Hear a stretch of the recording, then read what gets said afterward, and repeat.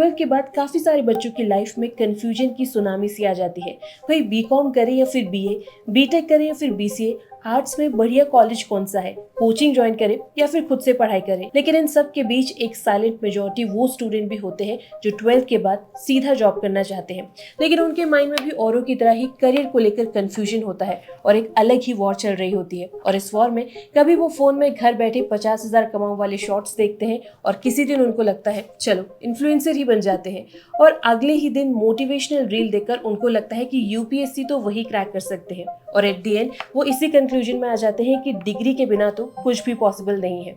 वैसे अगर आपको भी यही लगता है तो ये वीडियो आपका पूरा माइंडसेट चेंज कर सकती है, क्योंकि आज के इस वीडियो में मैं आपको बताने वाली हूँ 7 गवर्नमेंट जॉब्स जो आप डायरेक्ट कर सकते हैं बिना किसी डिग्री के। यहाँ ना तो आपको एक्सपीरियंस चाहिए और ना ही कोई फैंसी डिग्री, आप इन जॉब्स को सीधा 12th के बाद कर सकते हैं। और सबसे अच्छी बात यह है कि यहाँ पर पैसा भी है, पावर भी है, प्रमोशन भी है और प्राइड भी। तो चलिए एक एक करके आपको इन जॉब्स के बारे में बताते हैं। अगर आपको जॉब में यूनिफॉर्म, एडवेंचर, देश सेवा तीनों का कॉम्बिनेशन चाहिए तो इंडियन नेवी एसएसआर यानी कि सीनियर सेकेंडरी रिक्रूटमेंट आपके लिए ही बनी है। ये वो नौकरी है जिसमें समंदर आपका प्लेग्राउंड होता है, और इस जॉब में आपको थ्रिल भी मिलती है और इसके साथ ही आपको रिस्पेक्ट भी मिलती है। यहाँ पर आपका काम होता है रेडार मिसाइल सिस्टम को ऑपरेट करना, इंजन की देखभाल करना, नेविगेशन इक्विपमेंट्स और वेपन को संभाल कर रखना।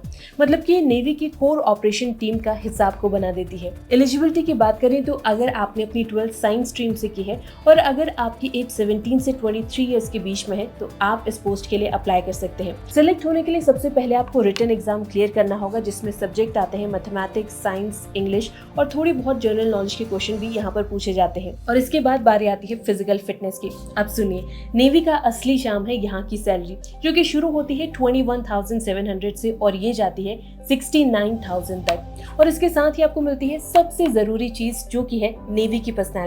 प्रमोशन भी नेवी में काफी जबरदस्त होता है। आप सेलर से शुरू करते हैं, फिर आप चीफ पीटी ऑफिसर और फिर अपनी मेहनत के दम पर ऑफिसर रैंक तक जा सकते हैं। तो अगर आपको कुछ एक्शन पैक्ड, यूनिफॉर्म क्लैड और रियल लाइफ हीरो जैसी फीलिंग चाहिए तो ये मौका आपको बिल्कुल नहीं छोड़ना चाहिए।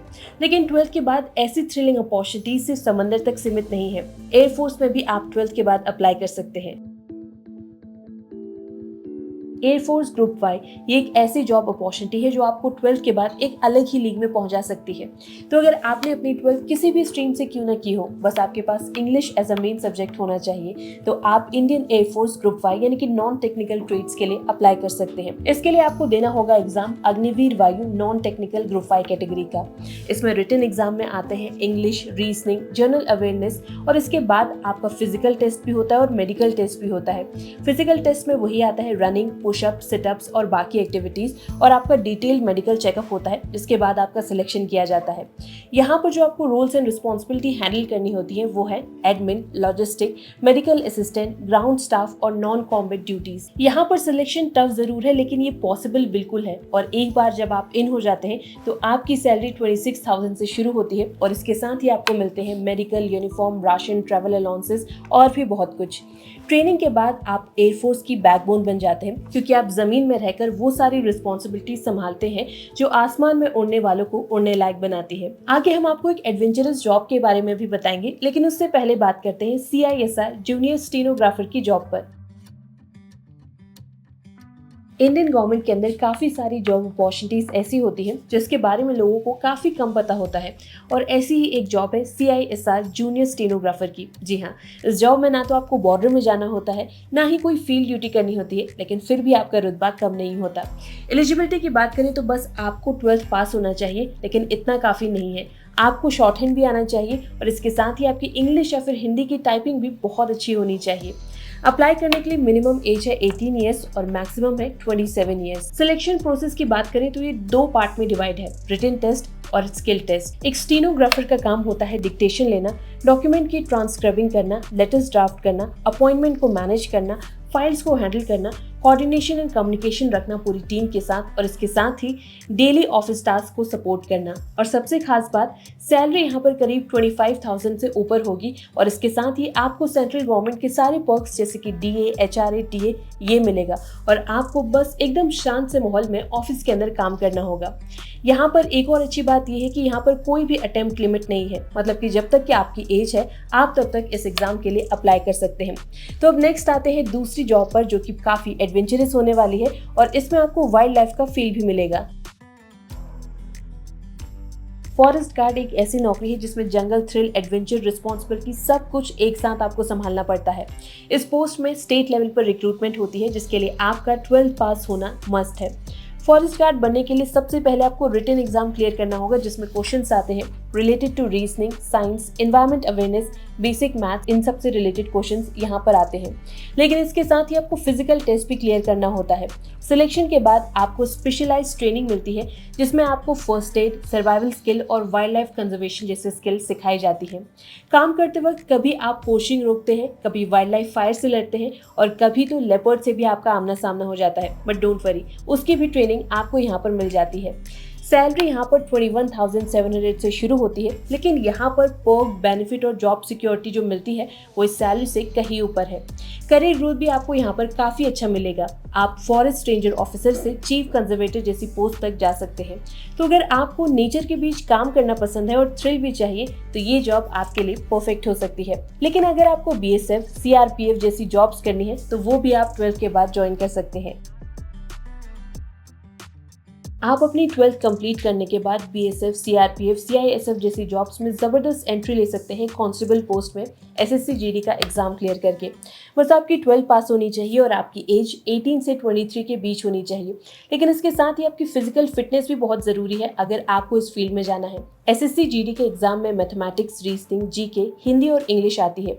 इसके बाद आपको फिजिकल और मेडिकल टेस्ट भी देना पड़ता है। अब बात करें जॉब प्रोफाइल की, तो कांस्टेबल की पोस्ट में आपकी सिर्फ ड्यूटी ही नहीं, बहुत बड़ी जिम्मेदारी भी होती है। आप बॉर्डर सिक्योरिटी देखते हैं, VIP सिक्योरिटी देखते हैं, दंगे और आतंकवाद जैसी सिचुएशन में ड्यूटी देते हैं और इसके साथ ही आप बन जाते हैं देश की पहली लाइन ऑफ डिफेंस। कभी आप पेट्रोलिंग करते हैं तो कभी लॉ एंड ऑर्डर को संभालते हैं, तो कभी फिजिकल ट्रेनिंग आप देते हैं दूसरों को। सैलरी की बात करें तो यहाँ पर सैलरी काफी अच्छी है। यहाँ पर आपकी सैलरी स्टार्ट होती है 21,700 से, लेकिन इसके साथ ही आपको रिस्क अलाउंस, सरकारी क्वार्टर, मेडिकल, फैमिली सेफ्टी और सबसे बड़ी बात रिस्पेक्ट मिलती है, क्योंकि जब आप यूनिफॉर्म पहनते हैं तो सिर्फ आपकी बॉडी ही नहीं, आपका माइंड भी चेंज होता है। आगे हम ऐसे ही एक और जॉब के बारे में आपको बताएंगे, लेकिन उससे पहले बात करते हैं SSC CHSL की। Data entry operator. अब आप सोच रहे होंगे ये तो काफी बोरिंग सी जॉब है ना? लेकिन सच में डेटा एंट्री ऑपरेटर एक ऐसी सरकारी जॉब है जिसको अक्सर लोग काफी हल्के में लेते हैं, लेकिन इसका स्कोप अभी भी उतना ही है जितना पहले के टाइम पे था। ये जॉब आपको SSC CHSL एग्जाम क्लियर करने के बाद मिलती है। यहाँ पर आपको एग्जाम तो क्लियर करना ही होता है, लेकिन इसके साथ ही आपकी टाइपिंग स्पीड हिंदी या फिर इंग्लिश में काफी अच्छी होनी चाहिए। रिटन टेस्ट में यहाँ पर general knowledge, English, mathematics, reasoning से क्वेश्चंस आते हैं, लेकिन असली चुनौती तो टाइपिंग टेस्ट की एक्यूरेसी ही होती है। ये बिल्कुल सटीक होनी चाहिए, वरना आप एग्जाम से आउट हो जाएंगे। सैलरी यहाँ पर 25,000 से शुरू होती है, जो अलग अलग डिपार्टमेंट के हिसाब से बढ़ती जाती है। और सबसे अच्छी बात, यहाँ पर वर्क लाइफ बैलेंस काफी अच्छा होता है। ये जॉब उन लोगों के लिए काफी परफेक्ट है जो फील्ड में काम नहीं करना चाहते, अपने ब्रेन को यूज करके एक्यूरेसी पर बिलीव करते हैं। और अब फाइनली आते हैं उस बेहतरीन जॉब प्रोफाइल में जो आपको न सिर्फ अच्छी पोस्ट और सैलरी देगी, बल्कि आपका प्राइड भी बढ़ाएगी। अगर आपको यूनिफॉर्म और प्राइड दोनों चाहिए तो NDA से बेहतरीन और कोई जॉब नहीं है। NDA यानी कि नेशनल डिफेंस एकेडमी, यहाँ पर इंडियन नेवी, इंडियन आर्मी और इंडियन एयरफोर्स की फ्यूचर ऑफिसर रेडी होते हैं। एलिजिबिलिटी बस आपकी 12 पास होनी चाहिए। अगर आप आर्मी में जाना चाहते हैं तो कोई भी स्ट्रीम चलेगी, लेकिन नेवी और एयरफोर्स के लिए आपका फिजिक्स एंड मैथमेटिक्स होना मैंडेटरी है। आपकी एज लिमिट 16.5 से 19.5 के बीच होनी चाहिए। तो अगर आप एलिजिबल हैं तो बस आप इसका एग्जाम दे सकते हैं। इसका एग्जाम UPSC कंडक्ट करवाती है। यहाँ सिलेक्ट होना इतना इजी तो नहीं है, लेकिन अगर आप सिलेक्ट हो जाते हैं तो बस आपकी लाइफ सेट हो जाती है।